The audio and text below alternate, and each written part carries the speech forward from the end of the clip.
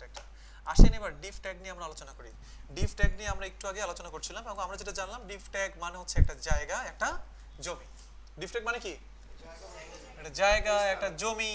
আমাদের গ্রামের বাড়িতে জমি আছে না, ক্ষেত আছে না, ওগুলো কি ডিফ ট্যাগ। এগুলো সব কি ডিফ ট্যাগ। ওকে, এখন একটা জায়গা জমির হিসেব কিভাবে হয়? আমি একটা জায়গা জমি, সাপোজ আমি, আপনার নাম কি? কি নাম? নূপুর। আমরা নূপুর আপুর জন্য একটা জায়গা নিচ্ছি এখন ওয়েবসাইটে, ঠিক আছে? তো ওয়েবসাইটে আপনি কোনো জায়গা নিতে চান মানেই হচ্ছে ডিফ ট্যাগ। জায়গা নিয়ে ফেলছি, আমরা একটা জায়গা নিলাম। জায়গা নিলে কি হয়? রেজিস্ট্রেশন করতে হয় না? হ্যাঁ, জায়গার তো একটা নাম দিতে হয়, ঠিক না? জায়গাকে রেজিস্ট্রেশন করতে হবে, জায়গার একটা নাম দিতে হবে, নাহলে তো একটা জায়গা আছে, শেষ। বাট জায়গার মধ্যে যদি নাম না থাকে আপনি কি বুঝতে পারবেন মানে এই জায়গাটা কার বা কি? আপনি কি বুঝতে পারবেন কিছু?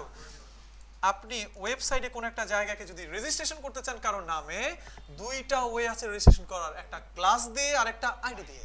দুইটা অ্যাট্রিবিউট আছে আপনার জায়গা রেজিস্ট্রেশন করার জন্য।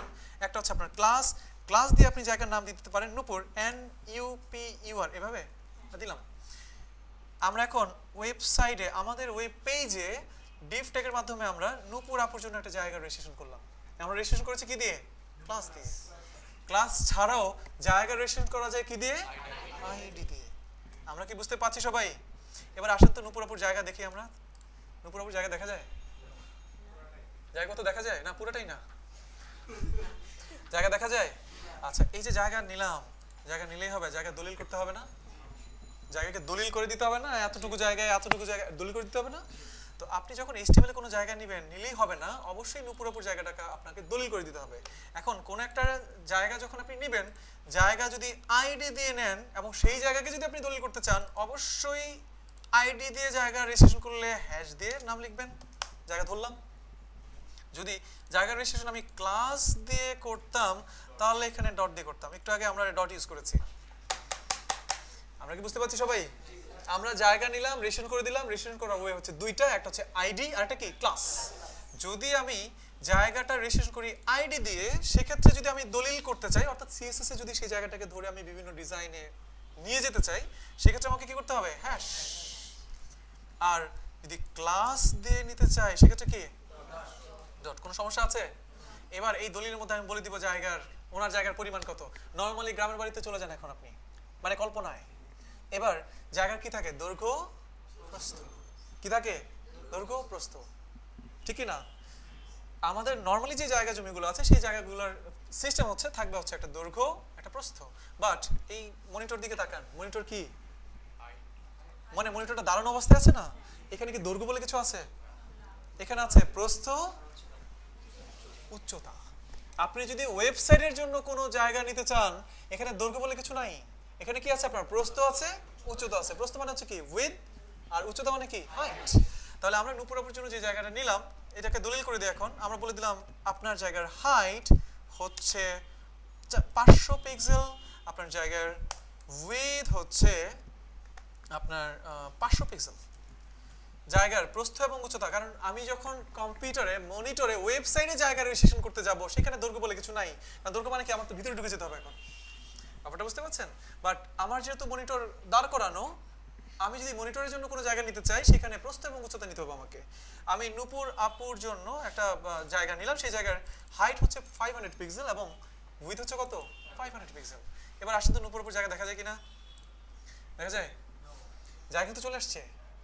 যেমন আপনারা গ্রামের মধ্যে দেখবেন এরকম অনেক অনেক অনেক বিশাল বড় এক মাঠ, সেই মাঠের কোনো একটা কর্নারে আপনার জায়গা, যদি জায়গার মধ্যে বর্ডার দেওয়া না থাকে, বা এটা কি বলা হয়, আইল বা লাইল না কি যেন বলে, এরকম কি বলে, আইল বা লাইল, যেটাই বলেন আপনি।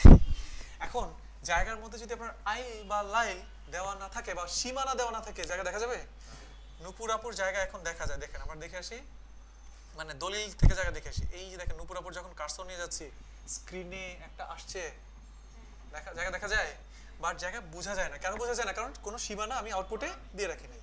এই জন্য আমাকে কি করতে হবে? এখন সীমানা দিতে হবে। জায়গার মধ্যে কি দিতে হবে? একটা সীমানা, একটা বর্ডার দিতে হবে আমাকে। কি করতে হবে? একটা বর্ডার। এবার আসেন, জায়গা যেহেতু বোঝা যাচ্ছে না, একটা সীমানা দিলে তখন জায়গাটা বোঝা যাওয়ার কথা। আপনি যদি কোনো একটা কোনো একটা জায়গার চারপাশে সীমানা দিতে চান, সীমানা মানে হচ্ছে কি বর্ডার, তাহলে প্রপার্টি নাম হচ্ছে বর্ডার। এটার ভ্যালু অনেকগুলো, 1 পিক্সেল সলিড। আমি বুঝাবো 1 পিক্সেল মানে কি, সলিড মানে কি বুঝাবো। 1 পিক্সেল সলিড, এখানে দিব হচ্ছে একটা রঙের নাম, দিলাম হচ্ছে ব্ল্যাক। এবার একটা রিলোড দেন। এবার আমাদের নুপুর জায়গা দেখা যায়, জায়গা বোঝা যায়। আমরা কি তাহলে ওয়েবসাইটে ডিভ ট্যাগের মাধ্যমে কোনো একটা জায়গা নিতে পারবো? সবাই পারবো? অনেক কঠিন? সিম্পল জিনিস।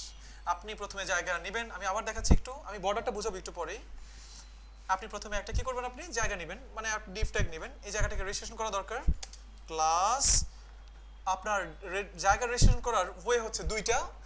ক্লাস দিয়ে আপনি রেজিস্ট্রেশন করতে পারবেন, আইডি দিয়ে আপনি রেজিস্ট্রেশন করতে পারবেন। যদি ক্লাস দিয়ে রেজিস্ট্রেশন করেন, সাপোজ এবার আমি আরেকটা আপুর নাম নিই, আপনার নাম হচ্ছে ফাহিমা, ফাহিনা, ও ফারহানা, আচ্ছা আচ্ছা ফারহানা, আচ্ছা একটু নিচ্ছি আমি,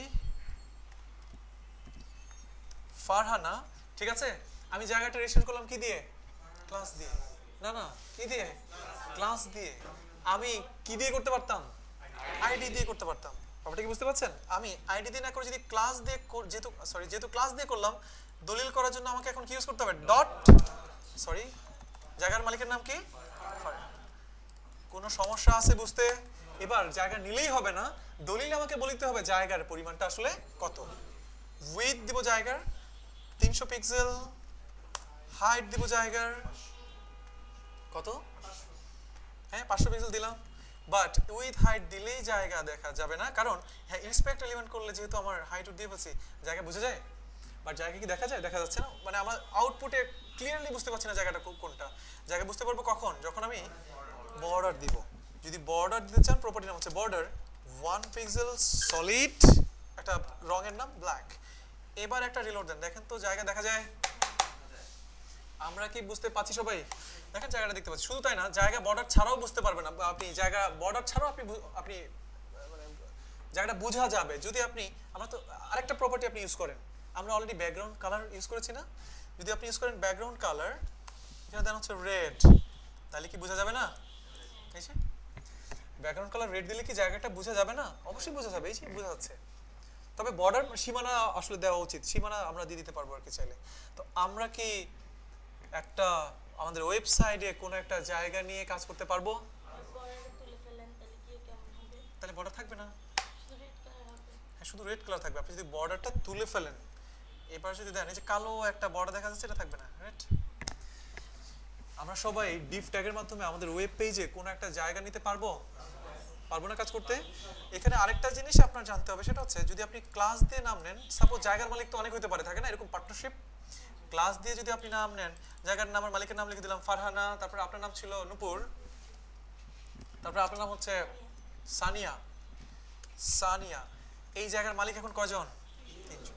যদি ক্লাস দিয়ে আপনি কোনো জায়গাকে রেজিস্ট্রেশন করেন, জায়গার মালিক আপনি একের অধিক নিতে পারবেন। কিন্তু যদি আইডি দিয়ে আপনি জায়গার নাম রেজিস্ট্রেশন করেন, তাহলে জায়গার মালিক একজন হইতে পারবে, একের অধিক হইতে পারবে না।